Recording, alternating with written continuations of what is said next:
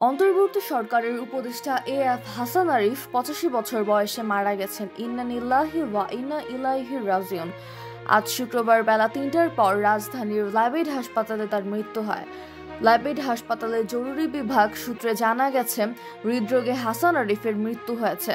হাসপাতালে নেওয়ার পরই চিকিৎসকেরা তাকে মৃত ঘোষণা করেন।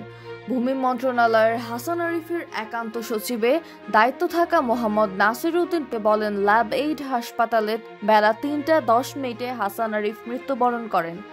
বেসামরিক বিমান পরিবহন ও পর্যটন মন্ত্রণালয়ের জ্যেষ্ঠ তথ্য কর্মকর্তা মাহবুবুর রহমান জানান, আজ বাদ এশা রাজধানীর ধানমন্ডির ৭ নম্বর বায়তুল আমান মসজিদে এএফ হাসান আরিফের জানাজা অনুষ্ঠিত হবে। এছাড়া আগামীকাল বেলা ১১টায় হাইকোর্ট প্রাঙ্গণে জানাজা হবে।